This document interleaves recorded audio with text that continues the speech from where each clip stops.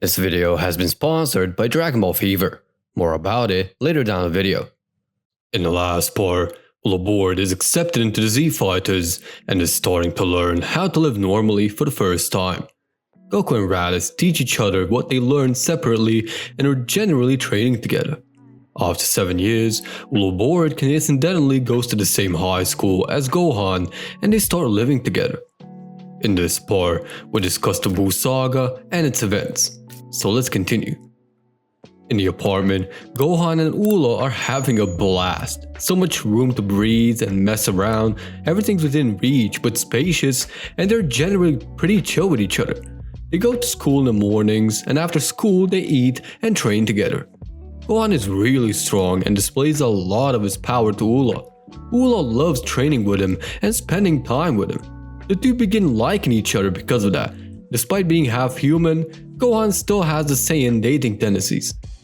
Goku in the meantime gets an idea to join up on the Tenkaichi Budokai tournament, seeing as he hasn't competed there for a long time and it would be nice to go down the memory lane for the old time's sake. He asks Raditz and Vegeta and Raditz is down for it, but Vegeta is kind of hesitant, seeing he's just gonna beat up a bunch of weaklings to get to the main course. Goku gets annoyed, so Vegeta agrees. Goku then asks Gohan, Ulo and Bulma and they all agree too. Bulma especially, since she thinks the same as Goku in that regard. Ulo wonders about it all, wanting to go, and so the gang is all ready. So after about a month, even Goten and Trunks join up, seeing it as a really good opportunity to see where the two of them stand against each other. The canon events go as per usual with a few differences. Goku never died, so nothing from canon happened, and Videl joins on in the tournament too and is literally the only human inside, while the Saiyans go and take all the other places. Yama and Popovich didn't care much about not being in the tournament, but do care about Uloborid.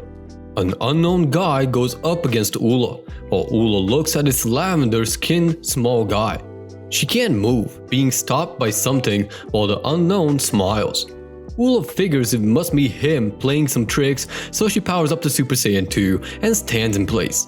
She can move, but chooses not to. The unknown is terrified of what's happening, seeing the power of Ulo is displayed.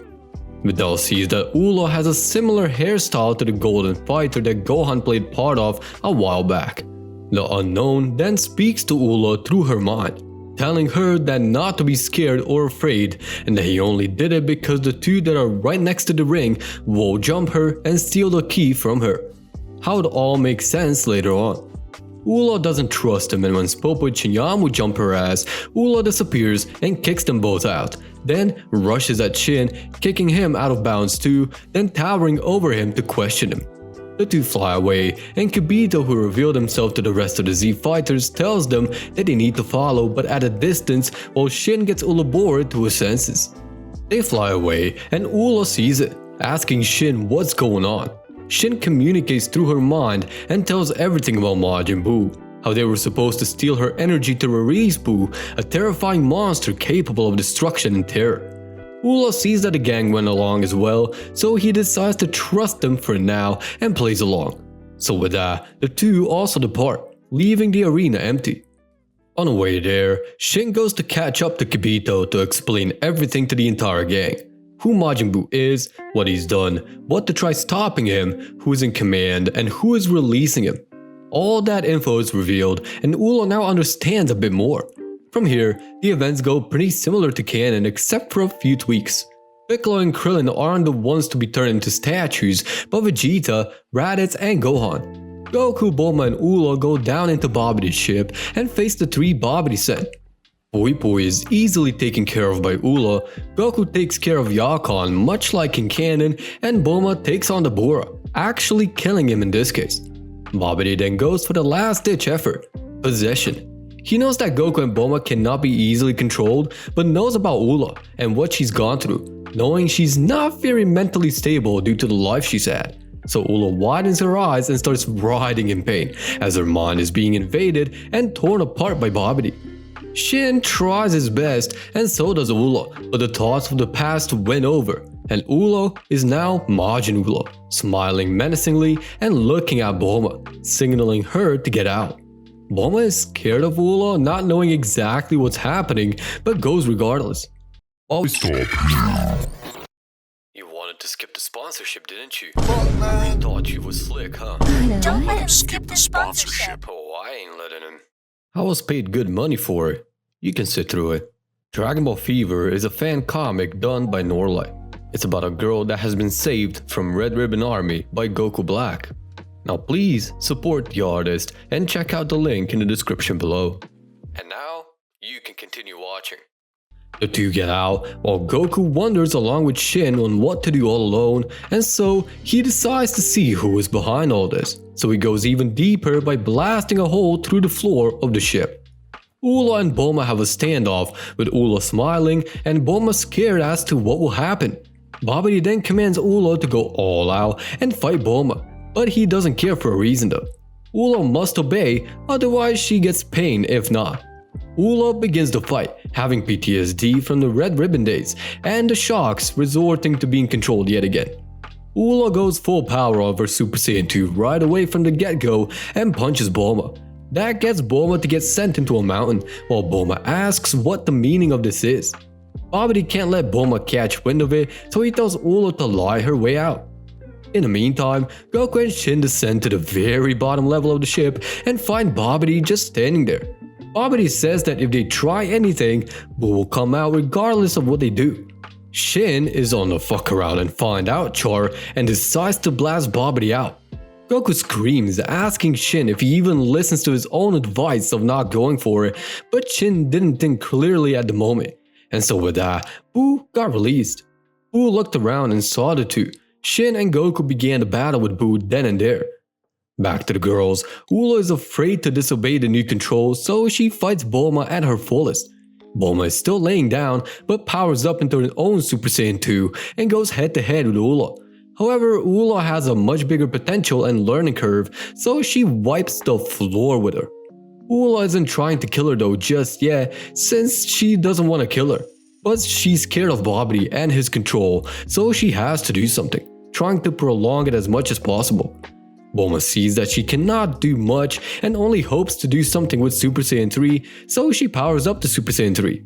That is a much more even matchup, and they almost begin the fight until they sense Buu's power.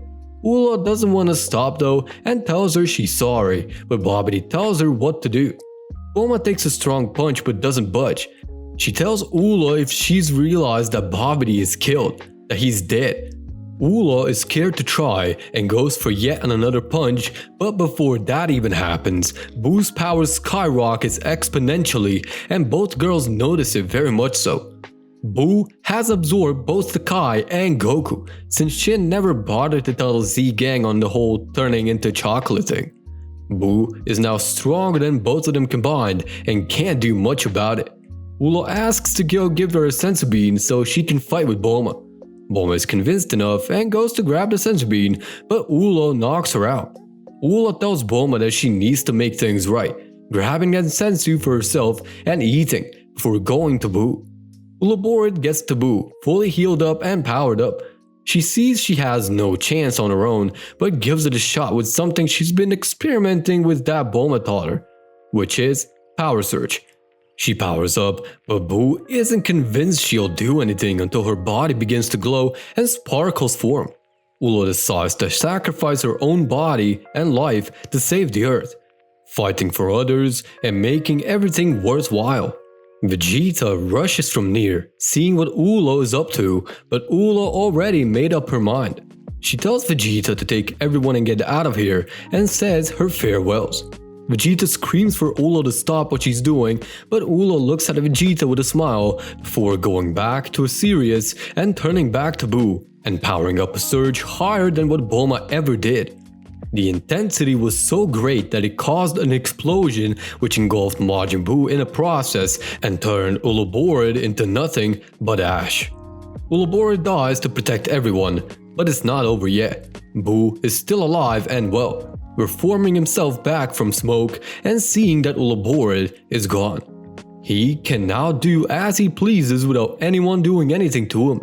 Vegeta is enraged and so goes into Super Saiyan 3 and tries attacking Buu, But Buu is certified in the Reeve Nation and evades Vegeta's attacks. Vegeta is then absorbed too, and Buu gets an even higher power boost. Raditz awakens Bulma and gives her a sensu, asking what's going on. Bulma said Ulo knocked her out, so Raditz continued that she's now dead, trying to sacrifice herself to kill Buu, which failed, and now Buu absorbed Shin, Goku, and Vegeta. We're continuing the series next time. While you wait for the next part, join the T23 Discord server with the Vanity URL down in the description. Also, check out Hero of Z in the pinned comment. Thank you for watching, and with that, peace out.